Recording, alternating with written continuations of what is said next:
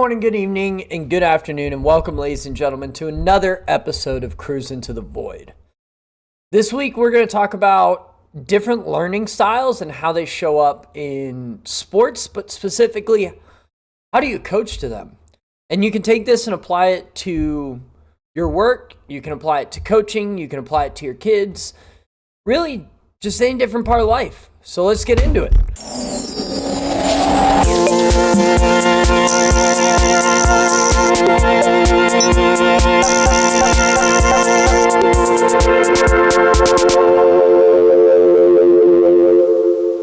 Ladies and gentlemen, let's talk about, first of all, the different learning styles that there are. First of all, there's visual. That's for people that like seeing whiteboards, diagrams, drawings on how things work. Those are your visual learners.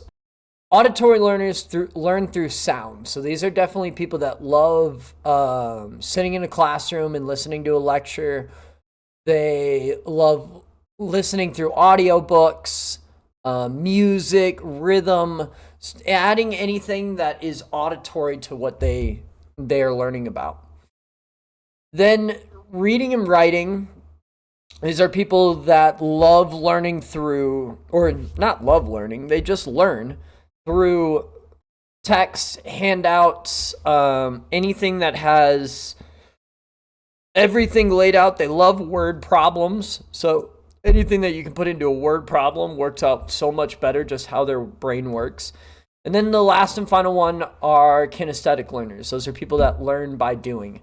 I can talk to you about a high five. I can explain to you a high five. I can do all of that, but it won't actually click until you give me a high five. Now I know how the movement works. So those are the four different types of learners and how they adapt or how they take in information. Now let's kind of talk about how these different learning styles show up on the field. So I'm going to preface everything in terms of lacrosse, but you can take this and apply it to absolutely any portion of your life. This can be your kids' practice. This can be you at work working with different people. This can be you trying to give information to a board of directors. It can be applied to any aspect in how people absorb information. Let's start with visual learners. So when you are dealing with visual learners, some key things to note about them is they're generally lost when you're giving verbal explanations. These are the guys that when you're sitting there and talking it out in the big group and huddle are generally off staring out into nowhere, because that's just not how they learn. They don't learn from you talking and speaking and talking at them. They're lost in whatever's around because that's not how they adapt to things. And with that, you find it very easy to pick them out of a crowd, and it's super simple to get them engaged. And the way I do that is I just draw things on a whiteboard beforehand. So if I have something for them to look at, then their eyes will be adapted to that the whole time while they're listening. Either if they're looking down, if it's a handout beforehand, or if it's a position on the whiteboard, a handout, or if it's something that I can point to on a diagram or a chart of some sorts. It's very easy to get them engaged and easy to pick your visual learners out of a crowd, because if you're just talking and don't have anything to point at or show, they're going to be spaced out. And then the second you bring on a whiteboard and draw while you're talking, they're going to be engaged right off the bat. So keep in mind for your visual learners if you are personally not a visual learner. Next, you have the auditory learners. These are the guys and gals that are picking on phrases, and they just sit there and stick inside their head on a swivel. If you are learning archery, give them something to talk through. So I had a friend that I was teaching archery once, and as she was learning, we gave her talking points to say as she drew the bow. And she got drastically better by adding in those talking points for herself. So just by finding a way that she learned best, I was able to give her the best opportunity for success, because then she talked herself through every single shot. Be the arrow. Anything that's a simple monogram that somebody can hold on to. And then you have your reading and writing learners. These people do well from practice plans. They do diagrams, and even explanations if you type it out or put it onto paper for them. They're generally going to be engaged with all the other activities, but they're not going to be learning as much on the field unless they do some homework beforehand or after. That's an easy way to pick out a reading and writing learners, is guys that are there at practice all the time. They're engaged, they're doing stuff, but they're generally not really retaining the information. Try giving them it in a form of writing or a blog post that just give them a link to that and they can read it and they'll come back and understand it differently. Ladies and gentlemen, this is Fish. Just wanted to take a quick time out in the action and let you know.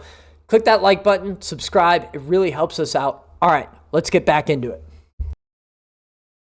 Last but not least, you have your kinesthetic learners. And these are the people that I resonate most with. And we are the learn by do people and the feel it out type of people. As in, you can tell me everything, but then it's not going to function until I actually go do it. You can tell me how to drink from a water bottle. You can give me a diagram. You can give me a chart. None of it will stick until I go, nice, I understand how to drink from a water bottle. So with that, these are oftentimes too people that say that I need to learn the hard way. And it's not the hard way. It's just you have to learn through doing said action. Now, let's break this down even further and take this home for you guys. I'm going to explain a drill, and I'm going to tell you how I emphasize it to all the different learners. So, for example, the drill we're going to use is a 3-on-2. You have 3 offensive players, 2 defensive players, and your goal is to move the ball and take a shot on the goal. Them being man up makes it a lot easier to look for the open pass because there always is an open pass. And defensemen need to focus on staying on the ball and jumping to the pass once they see where it's going so they can put pressure to allow your other guy to recover. Now, that's the drill itself. Here's how you can coach that in a bunch of different ways. Obviously, the thing that I just gave you guys was the auditory version of it. Anybody who's an auditory listener got done with that portion that I just said and is telling themselves, you know what, that you don't need to say more. And with that, I would also add in a few little phrases for you to take home. Draw and dump. Get your defender on you, dump the ball off to somebody else. Middleman finishes. Top two passes, max. All right? Give you some key phrases to stick onto. And those are auditory learners. Now let's talk about visual learners. If I had a visual learner, I would have explained all that, but drawn it up on a board as I'm doing it. A lot of X's and O's here. Making sure that people can see what's happening, see our goals, draw some arrows of where the ball is going to be going. They understand those flow charts. Now, for writing and reading, I would give the guys few takeaways for the drill. So I would write out some key emphasis. Same thing with my auditory learners that I gave them, but I would make sure those things are written out, draw and dump, so they can see it on the piece of paper. 2 passes max, so on and so forth, and make sure that they have that on the diagram next to them how it's going to go. Now, all that I just explained, and it's going to go completely over the kinesthetic learner's head. You have to do one slow rep for everybody so that the kinesthetic learners get it. And I would highly recommend using them as the example so that you can walk through it, because the best part is they're not paying attention during these other times. So you get to oftentimes run that 2 or 3 times just because they weren't paying attention, didn't get it the first time. Not that I pick on them, but I can conveniently set up this situation so that I can go over the reps with my group. And then now, after 2 or 3 reps, the kinesthetic learners have it under control. The auditory learners and reading learners have everything from what I've showed them. And then the visual learners have both seen it drawn out and run on the field. So everybody should have a good idea of how the drill is going to work. And if we do not explain things that way going into it, we are setting kids up for failure. We are setting up people for failure that we are trying to present this project to. We are setting people up for failure if I'm trying to convince them to buy me a new dog. You got to make sure that you have all your aspects covered, and specifically to the group that you're talking to. If you're talking to larger groups, I would highly recommend covering all of these. If you are talking to specifically, let's talk about where some of these things show up in life. Visual learners are generally going to be people that are a little bit more math-oriented, CPAs, love charts, numbers, anything in that kind of aspect. Make sure you're going to put a lot of visuals up for them. They love that stuff. If you're dealing with a bunch of gym coaches, good luck having any of them pay attention to you for 20 minutes as you give a giant presentation. You have to find a way to get those people interacted and moving around. And that's how you find success in coaching and teaching and helping people grow, is by knowing their learning styles. Now, here's another great thing that comes out of it. If you look at it from the other person's point of view, when you find somebody's specific learning style and you make sure that you deliver things to them in the way that they learn, it makes them feel phenomenal, but it also lets them know that you see them as a person and you recognize that who they are is different than everybody else. And if you do that for the whole group, everybody feels an individual connection with you that builds trust between you and athletes. So when somebody comes up to you and says, "Coach, I'm not getting it," ask them simply, what about it is missing? Where do you not understand it? Or frame it in that sort of framework depending on what you're looking for. Because what they're going to do is immediately give you the answer. They're going to grab the whiteboard and come up and say, "Okay, so where does this guy move? Okay, you're a visual learner. I missed that part. That's on me." Or they say, "You know what, Coach? I didn't understand a word. I haven't gotten a rep yet. I don't know what's going on." And you're like, "Oh, you're a kinesthetic learner and you haven't gotten your part of the drill before we get going." I have tons of visual learners that run to the back of the line because they didn't listen to a word I phrased, but the auditory learners run to the front because they understand it immediately. Just some ideas to keep in noticing. And then once you do that, you start to really develop trust between people, because one of the biggest things I've seen is I've seen athletes go almost overnight from a bench warmer to somebody who has a giant impact on the field, simply because I was able to explain things in a way that worked best for you. So don't rule people out, don't count them out, and try different learning styles to help people grow. And that can be, again, in all aspects of work or even just life. Now, here's a challenge for all of you to take home. Absolutely everybody.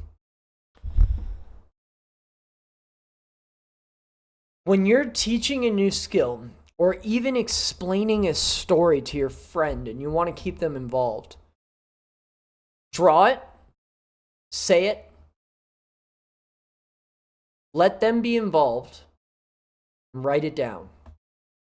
And if you do all four of those things while you are telling a story or sharing a new skill, you are going to be shocked at the amount of people that stay engaged while you're talking.